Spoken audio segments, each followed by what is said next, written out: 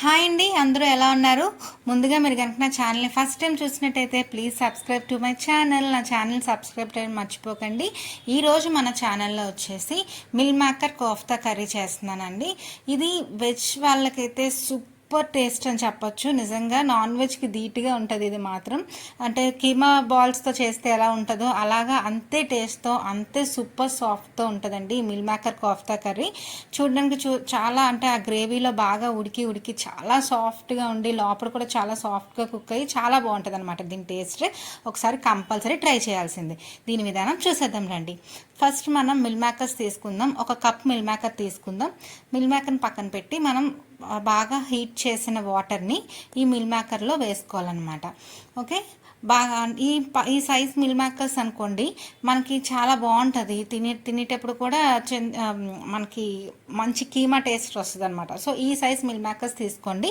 వేడి నీళ్ళు పోసి కొంచెం ఒకసారి పక్కన పెట్టుకుందాం. ఈ లోపల కళాయి మనం ఎందులో అయితే మనం వండాలనుకుంటున్నామో ఆ కళాయి పెట్టుకొని స్టవ్ ఆన్ చేసుకొని ఆయిల్ వేసుకుందాం.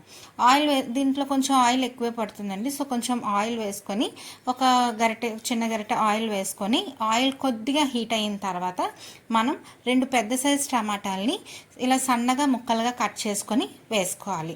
ఇలా సన్నగా కట్ చేసుకోవడం మనం పేస్ట్లా చేస్తామన్నమాట. సో అందుకని ఫస్ట్ ఇలా సన్నగా ముక్కలుగా కట్ చేసుకొని పెద్ద సైజ్ ఉల్లిపాయలు వేసుకున్న తర్వాత ఒక 10-15 జీడిపప్పులు కూడా వేసుకోవాలి.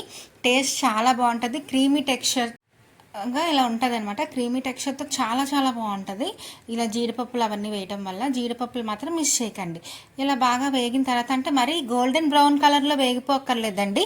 జస్ట్ పింకిష్ కలర్లో వస్తే చాలు. మరీ గోల్డెన్ కలర్లో వేగిపోక్కర్లేదు. సరే, ఇలా పింకిష్ కలర్లో వచ్చిన తర్వాత 2 మీడియం సైజ్ టమాటాలను తీసుకొని సన్నగా ముక్కలుగా కట్ చేసుకొని అవి కూడా ఇందులోకి వేసుకోవాలన్నమాట. వేసుకొని ఒకసారి బాగా ఆయిల్లో మిక్స్ చేసుకోవాలి. ఆయిల్ అన్నీ కూడా ముక్కలకు పట్టేలా మిక్స్ చేసుకున్న తర్వాత ఇందులోకి కొద్దిగా ఒక హాఫ్ స్పూన్ సాల్ట్ వేసుకోండి.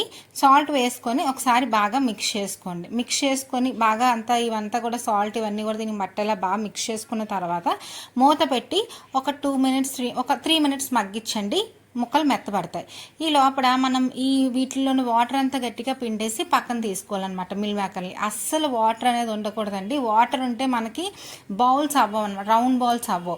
సో వాటర్ అనేది ఉండకుండా మొత్తం అంతా పిండి పక్కన పెట్టేసేయండి. పక్కన పెట్టాక మిక్సీ జార్ తీసుకొని మధ్యలో పల్స్ ఇచ్చి ఆపుకుంటూ ఇలా కచ్చా పచ్చాగా మిక్సీ చేసుకోండి.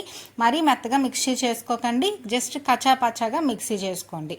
ఓకే, ఇప్పుడు చూసారా టమాటా ముక్కలు అన్నీ కూడా బాగా మెత్తగా మగ్గిపోయి ఉల్లిపాయలు టమాటాలు ఇవన్నీ మగ్గిపోయిన తర్వాత దీన్ని ఒకసారి బాగా మిక్స్ చేసుకొని ఇప్పుడు ఈ స్టవ్ ఆఫ్ చేసి దీన్ని ఒక ప్లేట్లోకి తీసుకుందాం. మామూలుగా అయితే మనం ఇది చల్లార్చాలండి. ఎందుకంటే దీన్ని మిక్సీ చేస్తాం కాబట్టి జస్ట్ ఫ్యాన్ కింద ఒక 5 మినిట్స్ పెడితే చాలు, చల్లారిపోతుంది. ఇలా ప్లేట్లోకి తీసుకొని పక్కన పెట్టుకుందాం.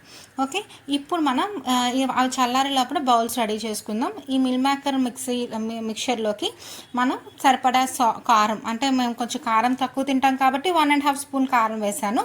కొద్దిగా కారం మనం ఎందుకు మళ్ళీ కర్రీలో కూడా కారం వేసుకుంటామండి. సో దాన్ని బట్టి కారం 1.5 స్పూన్ కారం, ఒక హాఫ్ స్పూన్ ఉప్పు చూసుకొని వేసుకోండి.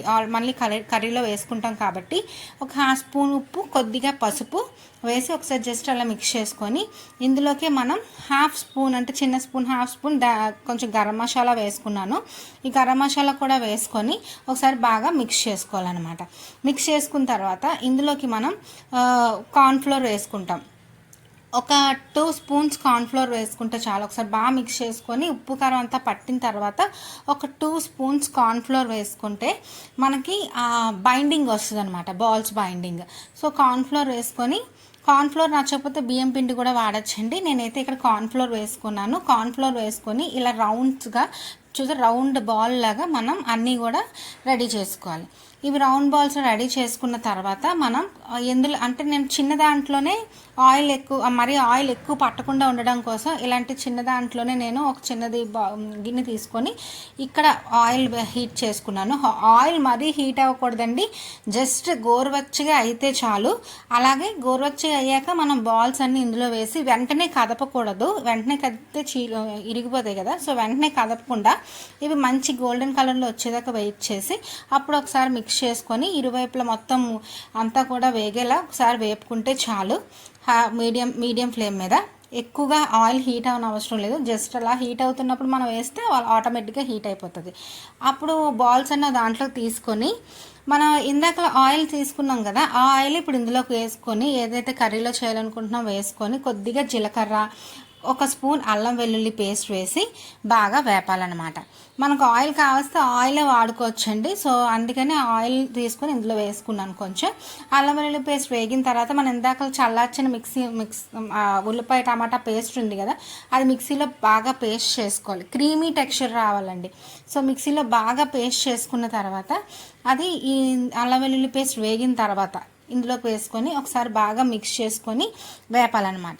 కొంచెం ఒక 3 మినిట్స్ మనం మూత పెట్టి మగ్గిస్తే బాగా దగ్గరికి అవుతుంది, వేగినట్టే.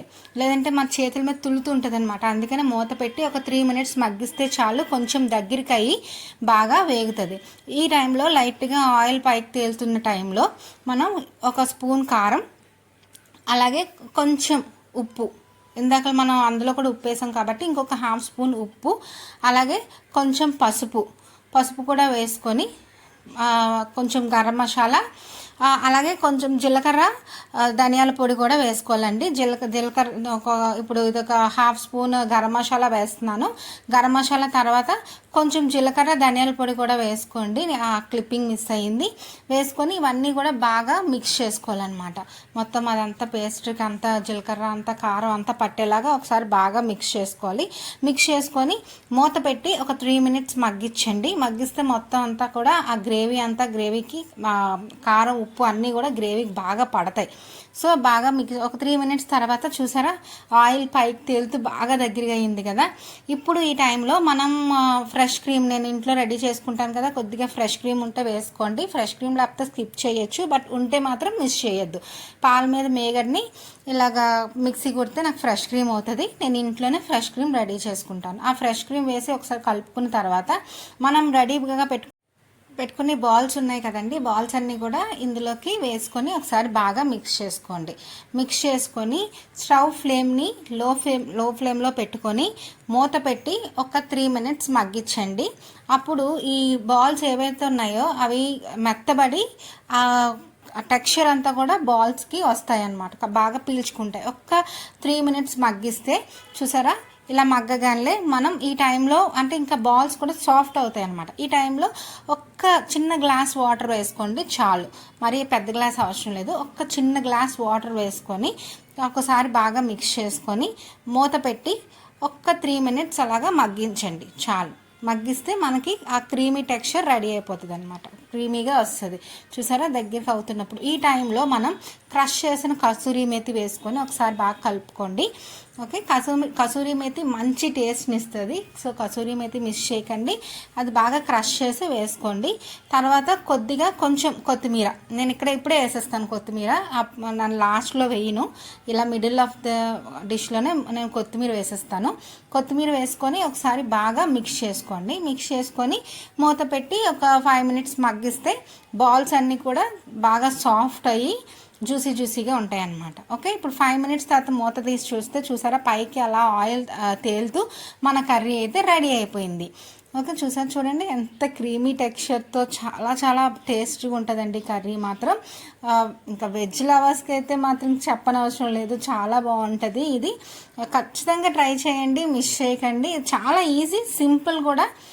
మన ఇంట్లో ఉన్న ఇంగ్రీడియంట్స్తోనే హ్యాపీగా చేసుకోవచ్చు. ఇది రైస్, రోటీ, చపాతీ ఎందులోకైనా సూపర్ టేస్ట్ ఉంటుంది అనమాట.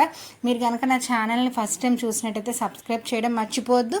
Thank you for watching.